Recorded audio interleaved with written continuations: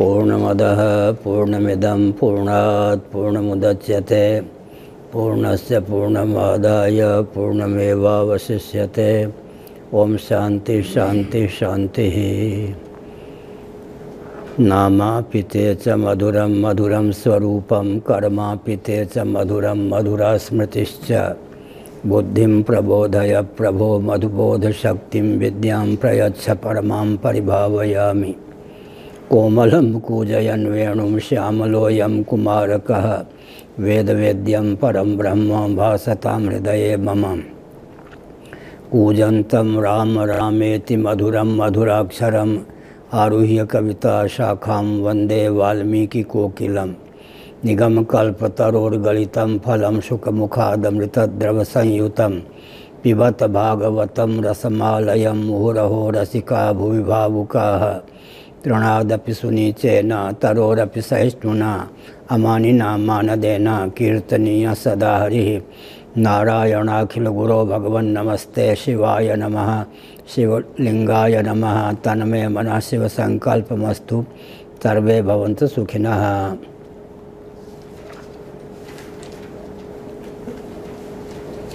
ब्रह्मसूत्र 2.1.6 मूल भाष्य। विलक्षणत्वाच्च न ब्रह्म प्रकृतिकम् इत्याक्षिप्ते प्रतिविधत्ते दृश्यते तु। दो पक्ष है, एक सांख्यों का पक्ष है प्रकृति प्राकृतिक जगत है। प्रकृति प्राकृतिक जगत है, विचित्र वाक्य है। यह जो जगत है त्रिगुणात्मिका प्रकृति, इसका उपादान है। मैंने पिछले दिनों बताया था कि प्रकृति शब्द का अर्थ उपादान होता है। प्रकृष्टाकृति जिसकी है प्रकृति। और जब प्रधान कहते हैं वो विलय प्रधान नाम है, जिसमें प्रपंच का विलय हो जाए, प्रपंच समाहित हो जाए। उत्पत्ति प्रधान नाम है प्रकृति, विलय प्रधान नाम है प्रधान। उत्पत्ति की पूर्वावस्था की प्रधानता से नाम है अव्यक्त। और जब उस अव्यक्त को, प्रकृति को या प्रधान को ब्रह्म की शक्ति मान लेते हैं तब उसी का नाम हो जाता है माया। मायाम तु प्रकृतिम विद्यात् ब्रह्म शक्ति रेव प्रकृति ही। इस प्रकार से सांख्यों के मत में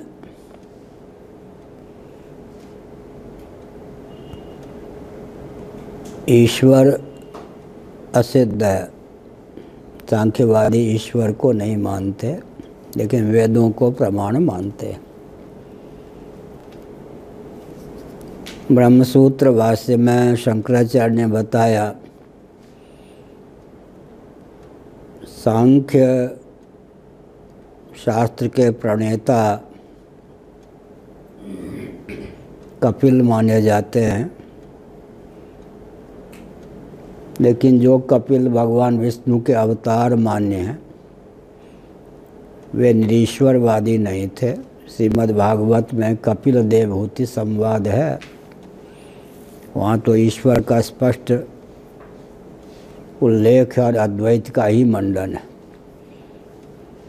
सांख्य शास्त्र के प्रणेता जो कपिल हैं वो हमारे अवतार भगवान कपिल से कोई भिन्न ऋषि रहे होंगे, ऐसी भावना व्यक्त की है भगवान शंकराचार्य जी ने भाष्य में।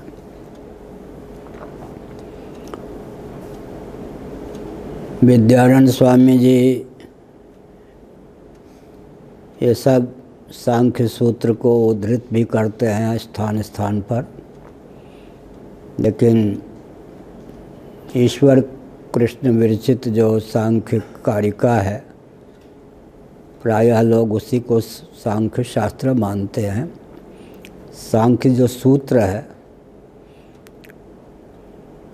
इनको कपिल मुनि विरचित माना जाता है, परंतु प्राचीन मनीषियों का ये कथन है कि मूल उनका सिद्धांत उन्हीं के शब्दों में सुलभ नहीं है। ये इस प्रकार की मान्यता है। लेकिन सांख्य सूत्र के माध्यम से भी सांख्य सिद्धांत का ही ख्यापन किया गया है। आर्या छंद में जो सांख्य कारिका है उस पे तो भाष्य है और उसी के अनुसार सांख्य के सिद्धांत की मान्यता भी आजकल है। तो त्रिगुणमयी प्रकृति को सांख्यवादी जगत का उपादान कारण मानते हैं। अब जब उनसे पूछा जाता है कि फिर निमित्त कारण कौन होगा, मुख्य निमित्त तो ईक्षणकर्ता ही होना चाहिए, उसको सर्वज्ञ सर्वशक्तिमान मानना ही चाहिए। तो इस प्रश्न का उत्तर जो वो देते हैं लगभग वो प्रकृति को ही चेतन बना देते हैं। सत्व गुण से ईक्षण होता है, सत्वात् समझायते ज्ञानम। तो सांख्य को जो प्रकृति मान्य है उसे वो जगत का निमित्त उपादान दोनों कारण मानने के लिए बाध्य हैं। सर्व शाखा सम्मेलन चातुर्मास के पश्चात कोलकाता में था। कलकत्ता में पदासीन पूर्वाचार्य महाभाग के सानिध्य में उनसे अध्ययन करने के लिए हम भी चौमासा कर रहे थे और चातुर्मास के समापन के एक दिन पहले उत्सव होता था ताकि जो संत महात्मा अन्यत्र चौमासा कर रहे हैं वो भाद्र पूर्णिमा के बाद सम्मिलित हो सकें। वो 2-3 दिन 4 दिन चलता था। हमको माइक पकड़ा दिया पूर्वाचार्य जी ने और हमने जगत का अभिन्न निमित्तोपादान कारण सांख्यों के मत में कैसे प्रधान है, प्रकृति है, वेदांत प्रस्थान में ईश्वर का क्या स्वरूप है, इस पर प्रवचन किया। उसमें हमारे माननीय दीक्षित जी अब होगा शरीर संभवतः बहुत बढ़िया, उनके पुत्र बहुत वरिष्ठ पत्रकार भी हैं, गुरु भाई भी वो हैं। तो हमें मालूम नहीं था पहले गुरु भाई हैं। वो मंच पर आए थे, हमने प्रवचन किया तो पूर्वाचार्य महाराज पदासीन थे, उन्होंने उनके गले में जितनी माला थी हमारे गले में डाल दी। तो फिर वो सायं सत्र में काशी के पंडित तो किसी को गिनते नहीं, सुधाकर महाभाग बहुत मानते हैं हमको। अब उन्होंने आचार्य जी के कान के पास जाकर कह दिया, वो जो दंडी स्वामी बोले उनके मत से मैं सहमत नहीं हूँ। अब तो फिर लगते नहीं था कि आचार्य जी मुझको जानते भी हैं। हाँ, तो आपने जो कुछ दिन में कहा था प्रातः सत्र में, उनसे ये दीक्षित महोदय बिल्कुल असहमत हैं। आप अपना पक्ष पहले निर्धारित करें। तो हमने कहा पहले ये आपत्ति निर्धारित करें। मैं तो अपरिचित हूँ इनसे, आप कह रहे हैं हमारे गुरु भाई है तो अभिनंदन है, विद्वान का मैं अभिनंदन करता हूँ, लेकिन अपना पक्ष उपस्थापित करें। इन्होंने किया, हमने फिर उत्तर दिया प्रवचन में, हाँ बिल्कुल सहमत हूँ। फिर उन्होंने कान में कह दिया उनको असहमत हूँ। फिर महाराज ने कहा कि अब आपको लिखित देना चाहिए अपना पक्ष। हाँ, मैंने लिखित दिया। अब उस समय जो है जितना मैं बोला था किस ग्रंथ में कहाँ लिखा, सब ग्रंथ लिखे मैं थोड़े गया था चौमासे में, स्मरण के बल पर लिखा था, लेकिन दिया। उसके बाद उन्होंने पढ़ के कहा असहमति हमारी पूर्ववत। तो काशी के पंडित ठहरे, वो तो किसी को गिनते नहीं। बहुत विनम्र हैं, योग्य हैं। तो मैंने सोचा कभी युक्ति नहीं कहा, वहीं वो भी थे और उनके बाव फड़कते थे, मुंह फड़कते, सुखबोध आश्रम जी। हाँ, वो किसी को भी गिनने, वो भी किसी को नहीं गिनने वाले। हमारे पक्ष से तनतना रहे थे। फिर हमने एक युक्ति सोच, 2 मंजिला पर हम लोग थे, जहाँ हम थे उसके बगल वाले कमरे में वो पत्नी के सहित थे। मैंने चिन्मयानंद जी महाराज से कहा कि एक अभिनय करना चाहिए, आखिर गुरु भाई हैं, दंडी स्वामी हैं। एकाएक मैं ऐसे किया, उनके कमरे पर आया, देखा कि मैं हूँ, मैं इस पद पर नहीं था। आइए आइए महाराज, अरे दंडी स्वामी पूज्य होते, फिर आप गुरु भाई हैं। हमने कहा बैठिए। फिर हमने कहा कहाँ कहाँ सहमति है, क्या है सहमति। फिर बहुत हुआ हमारे साथ अपनत्व का परिचय। 1-2 सभा में रांची आदि में आए भी थे, बहुत अच्छे हैं। तो जो हमने वक्तव्य दिया उससे चौंकना स्वाभाविक था। सांख्य शास्त्र का भी सबको सांगोपांग अध्ययन नहीं है, तो उनके यहाँ अभिन्न निमित्तोपादान कारण के रूप में ही प्रधान को ख्यापित किया जाता है और उस ढंग से प्रस्तुत किया जाता है कि ईश्वर जो सर्वज्ञ सर्वशक्तिमान हैं वेदांत प्रस्थान में, उनके सब लक्षण प्रधान में चरितार्थ हो जाए, लेकिन प्रधान को जड़ ही कहें। तो तदैक्षत की संगति भी सत्वगुण को लेकर निमित्त कारण की सिद्धि, उपादान कारण की सिद्धि तमोगुण की प्रगल्भता से मान लेते हैं। प्रकारांतर से पंचदशी कारण ने सांख्यों की प्रक्रिया को आत्मसात करके अपना भाव व्यक्त किया। तदैक्षत विशुद्ध सत्व प्रधाना प्रकृति जो है, जिसको माया कहते हैं, तुलसीदास जी ने विद्या पर अविद्या दो, विद्या माया जिसको का प्रभु प्रेरित व्यापी विद्या। पंचदशीकार विद्यारायण स्वामी ने सांख्यों के सिद्धांत को प्रकृति को भी ले लिया, ईश्वर में भी चरितार्थ कर दिया। ये उनकी विशेषता थी।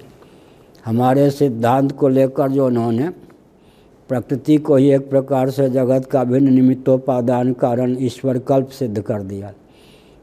तो पंचदशीकार विद्यारायण स्वामी जी ने ईश्वर को तो सिद्ध किया और प्रकृति को द्वार बना के सारा काम बना दिया।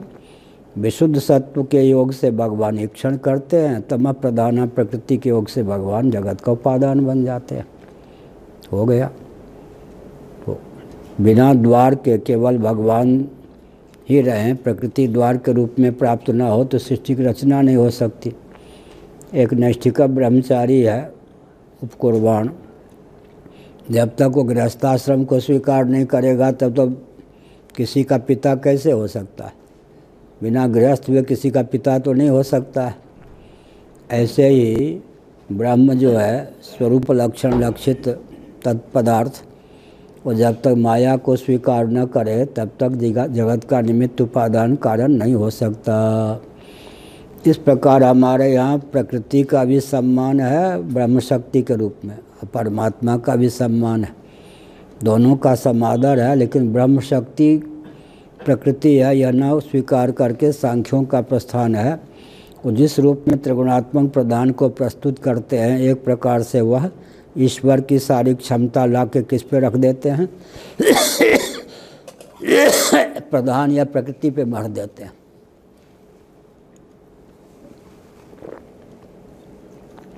अब तदैक्षत से इक्षान चक्रे सो कामयत बहुश्याम प्रजायय तदात्मानं स्वयं अकुरुत सर्वं खलु इदं ब्रह्म। और ब्रह्मसूत्र को लें तो प्रकृतिश्च प्रतिज्ञा दृष्टान्तानुपरोधात, रामचरितमानस को लें तो जय सृष्टि उपाय त्रिविधि बनाई संग सहाय न दूजा। इन सब वचनों के अनुसार हमारे भगवान जगत के अभिन्न निमित्तोपादान कारण सिद्ध होते हैं, निर्माता भी निर्मित होने वाले भी, लेकिन प्रकृति के द्वार से। तो विलक्षणत्वाच्च न ब्रह्म प्रकृतम इत्याक्षिप्ते प्रकृतिकम इत्याक्षिप्ते प्रति विधत्ते। अब पूर्व पक्ष की पंक्ति है यह।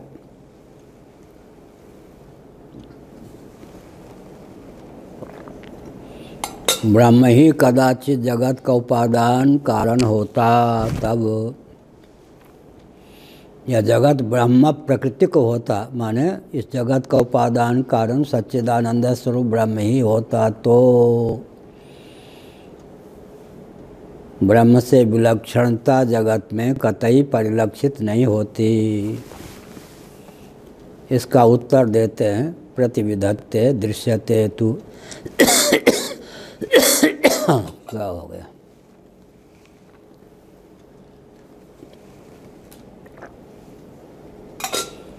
अब ये दृश्यते तु एक सूत्र हो गया। और सूत्र के जो स्वरूप होते हैं वो मोम के नाक के समान। अब इसमें अंतर्निहित भाव को तो भगवान शंकराचार्य महाभाग ने परख लिया। सूत्र में तो इतना यह दृश्यते हेतु, परंतु देखा जाता है कि बस अब इस पर आप ढूंढते रहिए क्या देखा जाता है, ये भाष्य का काम है। दृश्यते हेतु आपने जो आक्षेप किया उसका उत्तर यह है परंतु देखा जाता है कि, अब क्या देखा जाता है? ये सब भाष्यकार का काम है कि युक्ति ढूंढें, वचन ढूंढें, क्या न यहाँ वचन है ना युक्ति है, केवल दृश्यते हेतु देखा, परंतु देखा जाता है कि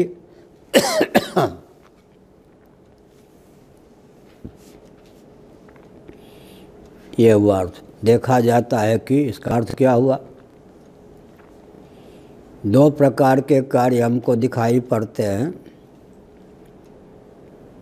एक प्रकार का कार्य यह होता है कि ये जो त्वक है इसमें कोई सुई आई चुभ जाए तो दर्द होता है, ऐसे करें तो दर्द होता है, स्पंदनशील है। लेकिन उससे जो लोम उत्पन्न होते हैं या नख का जो अग्रभाग, नाखून जिसको कहते हैं, जिसको काटने पर खून न निकले नाखून, तो यहाँ कट जाए तो कष्ट होगा, रक्त भी निकलेगा। लेकिन ऊपर अगर राग नहीं है तो, बंगाल के प्राय जो व्यक्ति होते हैं बाल में बड़ा राग होता है। और कोटा नामक राजस्थान में स्थान है, कोई सगे संबंधी माता या पिता किसी के मर गए तो बिरादरी वालों ने कहा बाल बनाना पड़ेगा जो पूरा। उसने कहा ये तो नहीं हो सकता, तो बिरादरी से अलग कर दिए जाओगे। लोगों के आग्रह पर बना लिया, लेकिन बाद में विष खा के मर गया रात में। बाल में इतना राग। एक यहाँ थे ना वानप्रस्थ मिश्र या क्या, हाँ, वो घर में पत्नी मर गई, कुछ भी हुआ, वो बाल नहीं बनाते थे। हाँ, बाल सफ़ेद, मध्य प्रदेश वाले बाल सफ़ेद, उसमें राग इतना कि घर में कोई मरो कुछ भी हो, सन्यासी ना होने पर भी बाल नहीं बनाते थे। नाखून भी अनुष्ठान आदि में पयोव्रत का वर्णन आएगा ये सब, और पुंसवन व्रत का वर्णन आएगा। तो व्रत के दिनों में नाखून नहीं कटवाना चाहिए, वो नियम है।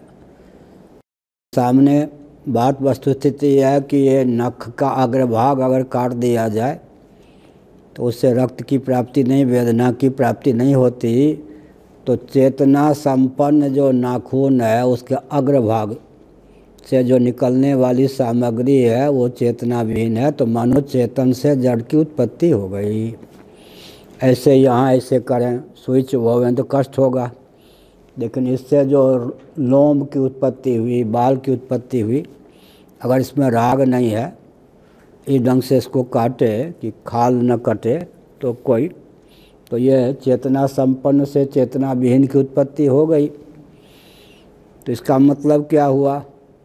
चेतना संपन्न से भी चेतना विहीन की उत्पत्ति हो सकती है, दृष्टांत मिल गया। दूसरी बात है जो स्वेदज प्राणी है, स्वेदज, स्वेद माने पसीना, उपलक्षण है। मल मूत्र पसीना आदि से जो उत्पन्न होने वाले प्राणी हैं, गोमय, गोबर से जो उत्पन्न होने वाले प्राणी हैं, तो स्वेद जो है, गोबर जो है, विष्ठा जो है, मल मूत्र हैं, ये सब क्या है? चेतना विहीन है, जड़ हैं। उनसे बिच्छू आदि पैदा हो जाते हैं, उत्पन्न हो जाते हैं। तो चेतना विहीन से चेतन की उत्पत्ति का भी दृष्टांत है, और चेतना संपन्न से चेतना विहीन की उत्पत्ति का भी वर्णन है। तो ये नहीं कह सकते कि चेतन से जड़ की उत्पत्ति नहीं हो सकती, ये भी नहीं कह सकते जड़ से चेतन की उत्पत्ति नहीं हो सकती। अब हम किस पक्ष को माने?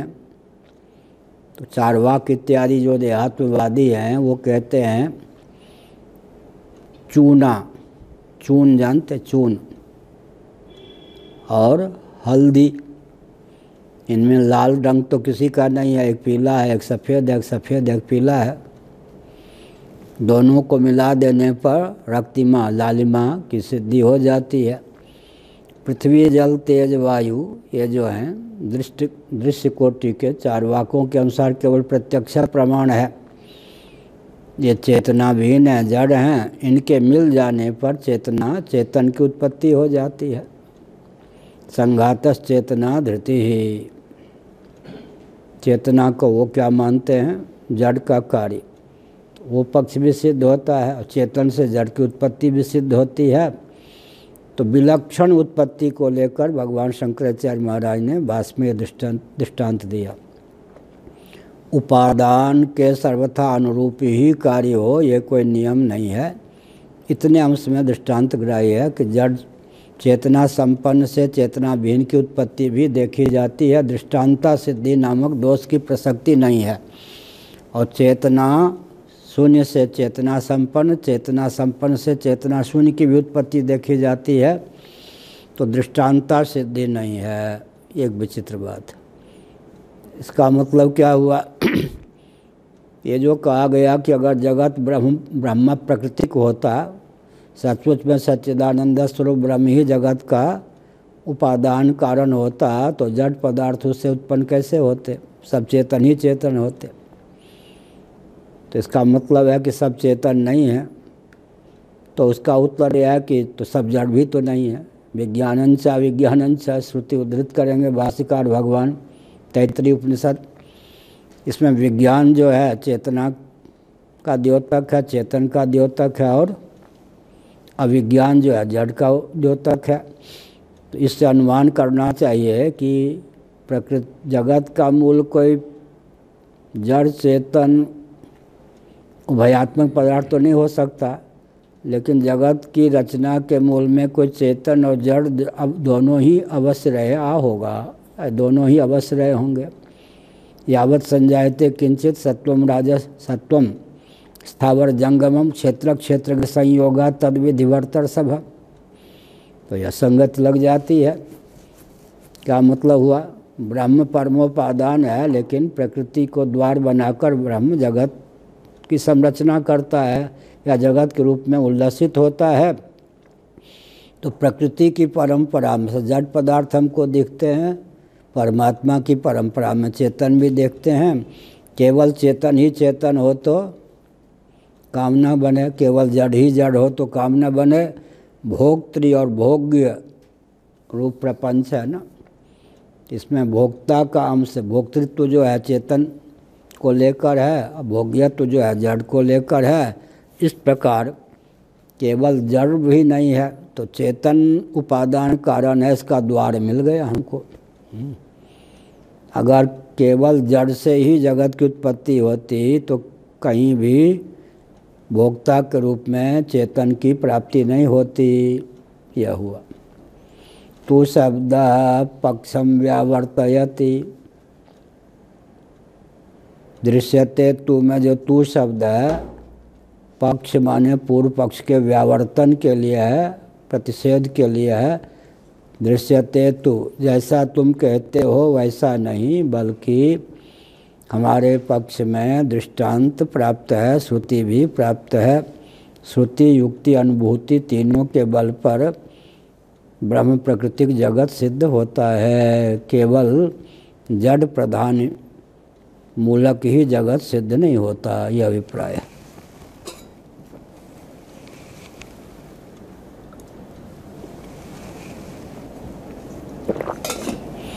उसमें क्या युक्ति देंगे? तो जड़ से चेतन की उत्पत्ति माने या चेतन से जड़ की, दोनों प्रकार का दृष्टांत है। तो थोड़ी देर के लिए पूर्व पक्ष क्या होगा? चेतन की उत्पत्ति जड़ से मान लें। जैसे गोमय से वृश्चिक की उत्पत्ति हो जाती है, तब ये कहेंगे ठीक है।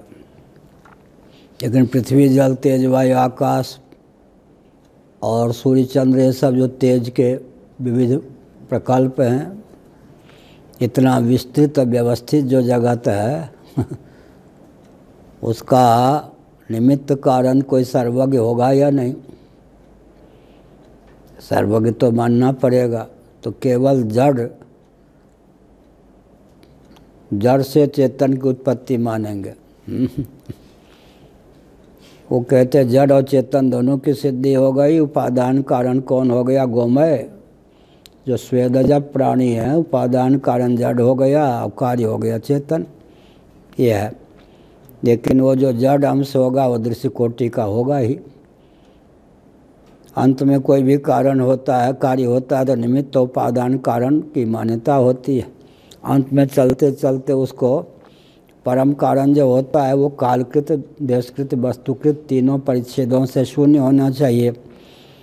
ऐसी स्थिति में कोई भी जड़ पदार्थ देश कालकृत, वस्तुकृत, देशकृत परिच्छेद से शून्य हो, ये संभव नहीं है। उससे उत्पन्न जो चेतन है, जड़ से उत्पन्न जो चेतन है, उसमें भी कालकृत, देशकृत, वस्तुकृत परिच्छेद शून्यता नहीं प्राप्त होती। तो दृश्य कोटि का भी ना हो, दृश्य कोटि का होगा तो वो अवश्य गौण सत्ता वाला होगा। दृश्य कोटि का भी ना हो और कालकृत, देशकृत, वस्तुकृत परिच्छेद शून्य हो, ऐसा तत्व ही मूल कारण हो सकता है। बहुत शास्त्रार्थ करते करते अंत में ब्रह्म प्रकृति की ही जगत सिद्ध होता है। पूज्य गुरुदेव पढ़ा रहे थे तो मैंने पूछ दिया, तो क्या जगत को ब्रह्म का कार्य माने? पूज्य गुरुदेव ने कहा गांठ बांध लो, अवश्य मानो, लेकिन माया के द्वार से। यही हुआ। यदुक्तम विलक्षणत्वान्नेदम जगत ब्रह्म प्रकृतम इति, यह जो कहा यह वह सूत्रानुकारी वाक्य है। यदुक्तम विलक्षणत्वात् न इदम जगत ब्रह्म प्रकृतम इति, विलक्षण होने के कारण यह जगत ब्रह्म प्रकृतिक नहीं हो सकता। अर्थात सच्चिदानंद स्वरूप जो ब्रह्म है वो जगत का उपादान कारण नहीं हो सकता, क्योंकि ब्रह्म के लक्षण से सर्वथा विपरीत लक्षण जगत का सिद्ध होता है। यदि जगत ब्रह्म प्रकृतिक होता तो यह सच्चिदानंद स्वरूप ही सिद्ध होता, जबकि यह सच्चिदानंद सिद्ध होता है। यदि जगत ब्रह्म प्रकृतिक होता तो ब्रह्म तो चेतन है, जगत सर्वथा चेतन ही होता। लेकिन यहाँ जड़ पदार्थ की समुपलब्धि हो रही है, अतः कल्पना करनी चाहिए। फलबल कल्प यह सिद्धांत है कि जगत ब्रह्म प्रकृतिक नहीं है। पूर्व पक्ष नायम एकांतः, यह भी हो गया। नायम एकांतः क्या है? सूत्र भगवान शंकराचार्य या जो बहुत ऊंचे लेखक होते हैं, वक्ता, सूत्र वाक्य की रचना भी करते हैं, फिर उसका सूत्रानुकारी वाक्य के द्वारा उसका विवेचन कर देते हैं, उसकी व्याख्या कर देते हैं। ऐसे नायम एकांतः, अब इसकी व्याख्या के लिए अगले वाक्य है। जो आपने कहा एकांत पक्ष नहीं है, माने सर्वथा यही हो, ऐसा नहीं, इसके विपरीत भी है। अब उसका उदाहरण देते, माने सर्वथा सुनिश्चित सिद्धांत यह नहीं है जगत ब्रह्म से विलक्षण है, यह सर्वथा ठोस सिद्धांत नहीं है। सर्वथा जड़ ही जगत है तो फिर जगत की स्थिति रचना का प्रयोजन ही सिद्ध नहीं होगा। जगत की रचना का प्रयोजन सिद्ध कब होगा? जब जगत की रचना का प्रयोजन सिद्ध कब होगा? जब भोग और भोक्ता दोनों की सिद्धि हो, पाठ कब पूर्ण होगा? जब सोने वाले भी हो, जगते भी हो, श्रोता भी हो, सोता भी हो, तब पाठ पूरा होता है। हाँ हाँ, ये पाठ पूरा हो गया। जो मान लेगा कि मेरे लिए पाठ नहीं हो रहा है, मैं मुख्य श्रोता नहीं हूँ, वो सोए बिना नहीं रहेगा। जो मानेगा कि इस पाठ का श्रोता मैं हूँ, मैं हूँ, मैं हूँ, यही नहीं है, मैं भी हूँ, उसको नींद नहीं आएगी। जो मान लेगा कि लिहाज में बैठा हूँ मूल मेरे समझ के बाहर की चीज़ है, यहाँ तो बैठना ही बैठना है, पाठ तो किसी और के लिए है, वो नींद आए बिना उसे नहीं रहे। माने निद्रा, पाठ में निद्रा जो है, ओम हरि जी थे ना, तो और जगह तो श्रोता सो जाते हैं, वो भागवत कथा कहते कहते स्वयं सो जाते थे।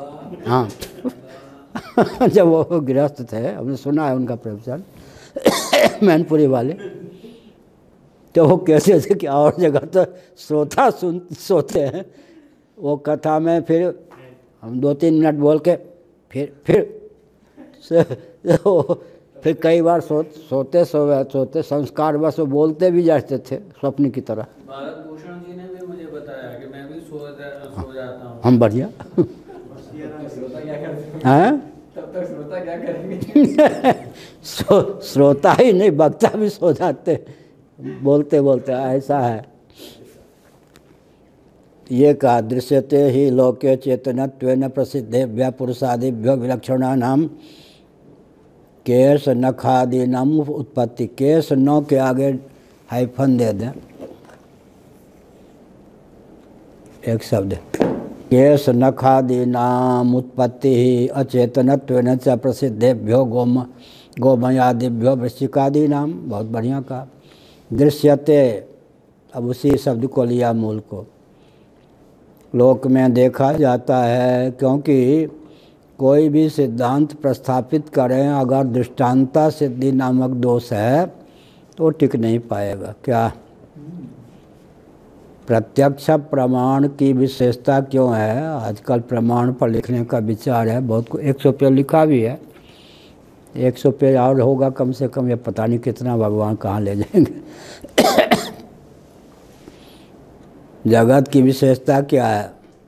कोई भी सिद्धांत प्रस्थापित करेंगे तो दृष्टांता सिद्धि नामक दोष नहीं होना चाहिए। दृष्टांता सिद्धि नामक दोष माने हमने जो सिद्धांत प्रस्तुत किया उसके समर्थन में कोई दृष्टांत ही प्राप्त नहीं है। तो बौद्ध जो सिद्धांत प्रस्थापित करते हैं तो भाष्यकार भगवान दिखा देते हैं कि आपके पक्ष में कोई दृष्टांत नहीं है।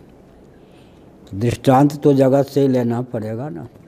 दृष्टांता सिद्धि नामक दोष की प्रसक्ति के वारण के लिए ऐसा सिद्धांत स्थापित कीजिए जिसके अनुकूल आपके पक्ष में क्या हो, दृष्टांत हो।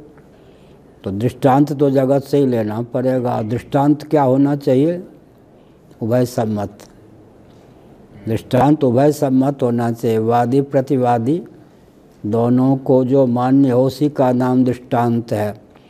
आपने दृष्टांत दिया, सामने वाले ने उसको कहा नहीं हम मानते, उभय सम्मत दृष्टांत होना चाहिए। कदाचित, फिर यह शास्त्रार्थ के हैं, मैं शंकराचार्य नहीं था तब शास्त्रार्थ बहुत करता था, किसी को पछाड़ने के लिए नहीं। स्वामी अखंडानंद में क्या, आपस में सब तो मित्र ही लोग थे, श्यामा शरण जी और कौन कौन थे, हाँ वो भागवत वाले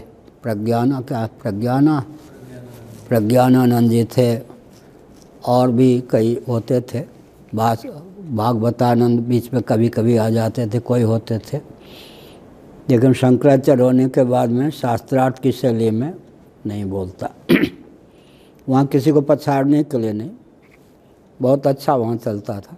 7-7 दिन, हाँ वो जो थे ओंकार ब्रह्मचारी, 7-7 दिन तक चलता था हमारा उनका। स्वामी अखंडानंद महाराज बिल्कुल मुस्कुराते रहते थे। वो प्रवचन में थोड़ा लिपापोती कर देते थे क्योंकि वो शिष्य थे और मुझे भी वो बहुत लाड प्यार देते थे। एक फिर जब वो जो किसके नीचे बैठते थे, वो कदम के नीचे, कटोरी मखाना पाते थे, उस समय वो समीक्षा करते थे, वो दंडी स्वामी का पार पाना कठिन है, भले ही कुछ कोई कर ले, वहाँ वो कह देते थे। और जब सामने होता था बहुत मुस्कुराते हुए सुनते थे, बाद में कुछ पक्ष हमारा ले लेते थे, कुछ उनका ले लेते थे, अब दोनों का सामंजस्य स्थापना करना बढ़िया। उस समय विद्या का केंद्र वो स्थान था। दृश्यते ही लोके चेतनत्वेन प्रसिद्धेभ्य पुरुषादिभ्यो विलक्षणानाम केशनखादीनाम उत्पत्ति। दृष्टांता सिद्धि हमारे पक्ष में नहीं है, क्योंकि देखा जाता है कि लोक में चेतन रूप से जो प्रसिद्ध पुरुषादि से विलक्षण केश नख इत्यादि हैं, उनसे भी वस्तु की उत्पत्ति हो जाती है। केश नख इत्यादि पुरुषादि से विलक्षण माने चेतना संपन्न जो पुरुष है, मनुष्य शरीर है या पशु आदि शरीर हैं, उनसे नख लोम आदि की, नख माने नखाग्र लोम इत्यादि की उत्पत्ति है। तो हमको आपाततः, सर्वथा तो चित धातु ये नहीं है, लेकिन आपाततः चेतना संपन्न का नाम चेतन मान लें तो उनसे विलक्षण जड़ की उत्पत्ति का दृष्टांत मिल जाता है। हमारे पक्ष में दृष्टांता सिद्धि नहीं है। दूसरी ओर विलक्षणता को दिखाते हैं। कार्य सर्वथा अनुरूप ही होना चाहिए, यह नियम नहीं। कार्य और कारण में सर्वथा विरूपता होगी तो कार्य कारण भाव सिद्ध नहीं होगा, और सर्वथा सादृश्य होगा तो कार्य कारण भाव सिद्ध नहीं होगा। तब तो फिर कौन कार्य कौन कारक विभाजक नहीं बनेगा क्या? एक रकम से अनुकूल, एक रकम से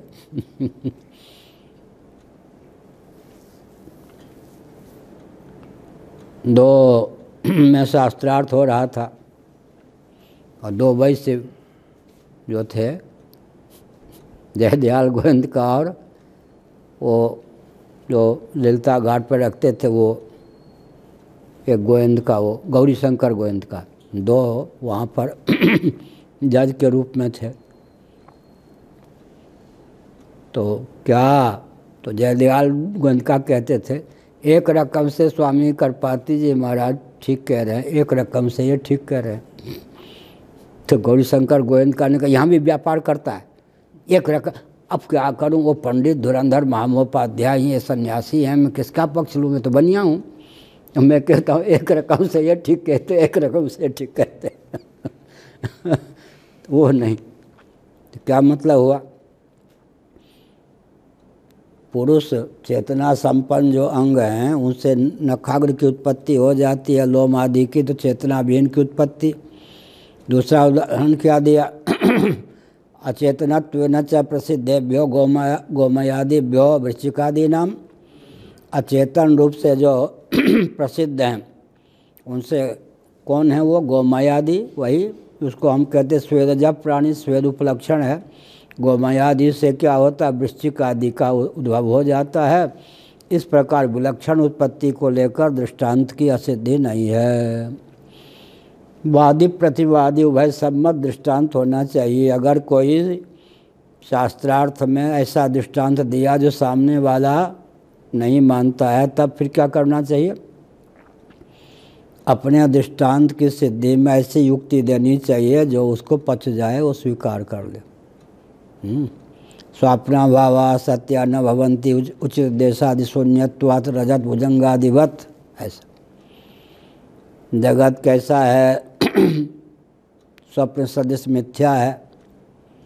अब सामने वाले ने कहा स्वप्न को मैं मिथ्या नहीं मानता, इसलिए जगत को मिथ्या कैसे मानूंगा? भय सम्मत सिद्धांत नहीं है क्या? दृष्टांत को लेकर उसने असहमति व्यक्त कर दी, तब दृष्टांत का नाम दृष्टांत नहीं होगा क्या? वादी प्रतिवादी उभय सम्मत होना चाहिए दृष्टांत।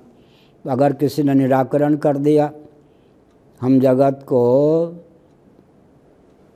मिथ्या माने, आप कहते स्वप्नवत, हम स्वप्न को भी सत्य मानते हैं, तब क्या करेंगे? कोई कहे कि रजत भुजंगादिवत, तो उसको भी हम, भुजंग को भी रज में सत्य ही मानते हैं, तब क्या? तब फिर सामने वाले का लक्ष्य होता है कि अपने द्वारा प्रस्तुत दृष्टांत को अगर सामने वाला नहीं मानता है तो उसकी सहिष्णुता के लिए फिर युक्ति दीजिए, दलील दीजिए, प्रमाण दीजिए। उदाहरण क्या दिया? स्वप्ना, आनंद गिरि जी का लिखा हुआ यह वाक्य है, स्वप्ना भावा सत्या न भवन्ति, मांडुक्य कारिका भाष्य पर आनंद गिरि। उचित देशादि शून्यत्वात् रजत भुजंगादिवत, उचित देश और उचित काल के बिना ही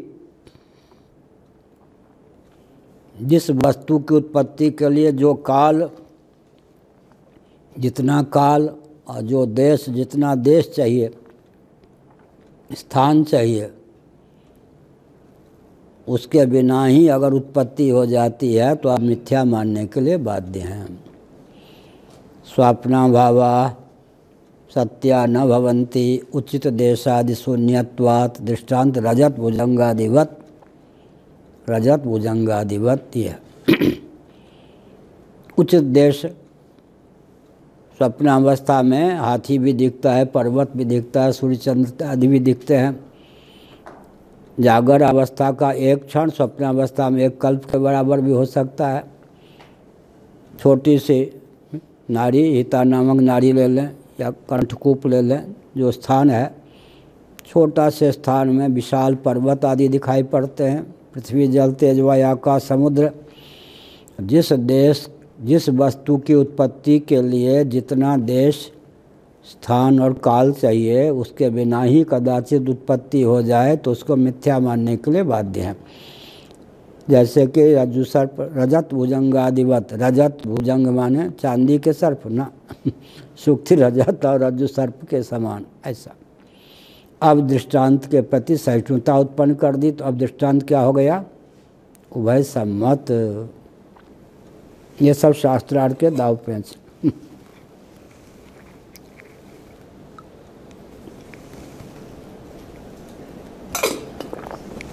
हिंदी में क्या कहते हैं? हथेली पर सरसों उगाना, हथेली पे सरसों उगाना। क्या सरसों जानते? सरसप तेल बनता है, सरसों का तेल। हथेली पे सरसों उगाना। नन्वचेतनान्येव पुरुषादि शरीराणि अचेतना नाम केश नखादि नाम का कारणानि अचेतनान्येव च वृश्चिकादि शरीराणि अचेतना नाम गोमयादि नाम कार्याणि इति उच्यते। एवमपि किंचिदचेतनं चेतनस्य आयतन भावम् उपगच्छति किंचिन्नित्यस्त्येव वैलक्षण्यम्। अब पूर्व पक्ष ने क्या कहा? ननु अचेतनान्येव, भाई चेतन पुरुष का जो शरीर है, आखिर अन्नमय प्राणमय, वर्षा हो रही है, अन्नमय प्राणमय मनोमय विज्ञानमय आनंदमय कोष को भी आप अचेतन मानते या चेतन?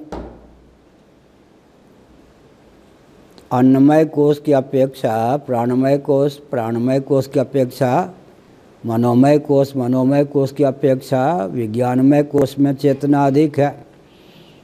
तो जब आनंदमय कोष तक को आप अचेतन मानते हो, तो अन्नमय कोष जो शरीर को लेकर है, जीवित शरीर सही, तो ये पुरुष का जो शरीर है, इसको आप चेतन कैसे मान सकते हैं? तो आपने कहा वहाँ तो क्या हुआ जी? चेतन से चेतन उत्पन्न हुआ या जड़ से जड़ उत्पन्न हुआ? शरीर भी जड़ और लोम भी जड़, नाखून का अग्रभाग भी जड़, अग्रभाग से निकला वो जड़। तो कहते भाई 46 प्योर निरतिशय जो चेतन है वो तो अदृश्य है, उसको लेकर तो शास्त्रार्थ ही चल रहा है, वो तो तुम मानोगे नहीं।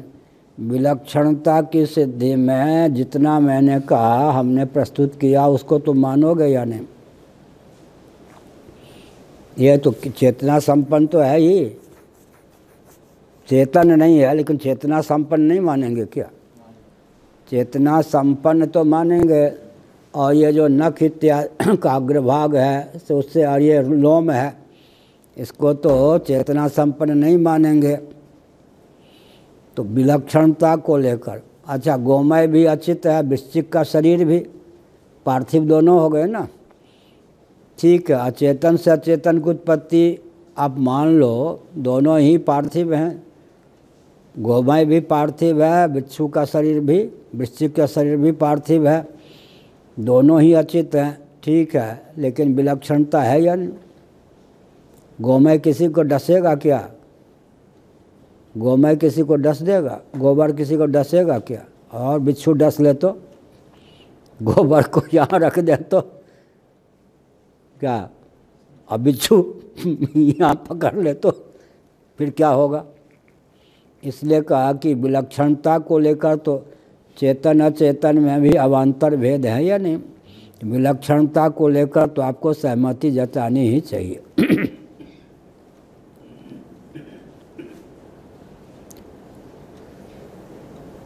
महांसायं पारिणामिक स्वभाव विप्रकर्षः, ये जो पारिणामिक स्वभाव में महान विलक्षणता है, परिणाम, पारिणामिक शब्द लिखा, बहुत बढ़िया, परिणाम को प्राप्त, पारिणामिक। तो ये तो आकाश पाताल का महान स्वभाव में अंतर हो ही गया ना। पुरुष के शरीर से जो लोम लखा आदि की प्राप्ति है, उसमें तो महान विलक्षणता है ही। गोमय से जो वृश्चिक की प्राप्ति है, उसमें भी तो महान विशेषता है ही। तो विलक्षणता को लेकर, विशेषता को लेकर जो हमने उदाहरण दिया, उस उदाहरण का तो आप खंडन या निराकरण नहीं कर सकते हो, तो मानने के लिए आप बाध्य हैं।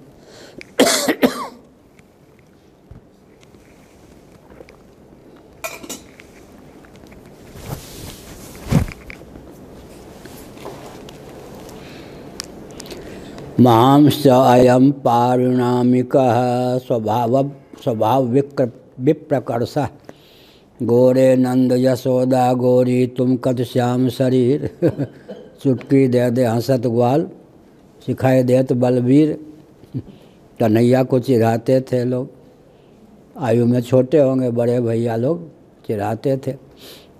गोरे नंद, तू नंद बाबा का तो हो ही नहीं सकता लाला, तू कहीं और का है। और बलराम जी चिढ़ाने के लिए सह दे देते थे। सूरदास ने लिखा, गोरे नंद, नंद बाबा गोरे हैं, यशोदा गोरी, गोरी है, तुम कद श्याम शरीर, तू तो सांवला है, दाल में कुछ काला है, कहीं और का है, तू यहाँ का नहीं है। अब वो चिढ़ाते थे, चुटकी दे दे हसत ग्वाल, सब बड़े होंगे आयु में, सखा लो, सिखे दे बलवीर। अर्थ बलराम जी के थोड़ा और इसको चिढ़ा दे लाला को, उपद्रवी है तो और चिढ़ा दे। हम ऐसे है, तो सूरदास बाबा ने कहा। ऐसे यहाँ कहते हैं, गोमय जो है उससे वृश्चिक की उत्पत्ति, दोनों को जड़ मान लेने पर भी विलक्षणता तो माननी पड़ेगी ना। क्या ऐसे पुरुष के शरीर को, लोम को भी जड़ मानने पर दोनों में विलक्षणता तो है ही। तो विलक्षणता को लेकर एक देश में दृष्टांत तो बिल्कुल मानना ही पड़ेगा। महांसायम पारिणामिक स्वभाव विप्रकर्ष, यह जो पारिणामिक स्वभाव है विप्रकर्ष, इनमें आकाश पाताल का अंतर तो है। पुरुषादि नाम केशनखा नाम च स्वरूपादि भेदात्य का, पुरुष और नख को लेकर के, गोमय और वृश्चिक को लेकर तो महान अंतर है, स्वरूप को लेकर भेद है, विलक्षणता को लेकर जो हमने दृष्टांत दिया उससे तो आप मुकर नहीं सकते। घंटी बज गई। अच्छा, यथा गोमयादीना, गोमयादीनाम होगा ना, नहीं वो तो गलत, बिंदी कर देनी चाहिए। यथा गोमयादीनाम वृश्चिकादीनांच अत्यंत सारूप्य च प्रकृति विकार भाव एवं प्रलीयेत। गोमय और वृश्चिक आदि में, बिच्छू आदि में अत्यंत सारूप्य हो, एक रूपता ही हो, तो प्रकृति विकार भाव, कौन उपादान है, कौन कार्य है, कौन कारण है, कौन कार्य है, इस भाव का ही प्रविलाप हो जाएगा। कारण कार्य भाव की संगति तभी सशक्ति है, किसी अंश में साम्य हो, किसी अंश में विलक्षणता हो। यही का यथा गोमयादीनाम वृश्चिकादीनाम से अत्यंत सारूप्य, दोनों में अत्यंत सारूप्य ही हो, तो कौन कार्य कौन कारण, कौन कारण कौन कार्य विभाजक रेखा ही प्रबलीन हो जाए, विलीन हो जाए, अर्थात सिद्ध ही ना हो, मिट जाए। अथोच्यते अस्ति कश्चित पार्थिवत्वादि स्वभाव पुरुषादि नाम केश नखादिषु अनुवर्तमानो गोमयादि नाम वृश्चिकादि स्वीति ब्रह्मणोपि तरिसत्ता लक्षण स्वभाव आकाशादिषु अनुवर्तमानो दृश्यते। नारायण। ओम पूर्णमदः पूर्णमिदं पूर्णात् पूर्णमुदच्यते पूर्णस्य पूर्णमादाय पूर्णमेवावशिष्यते। ओम शांति शांति शांति। नारायण।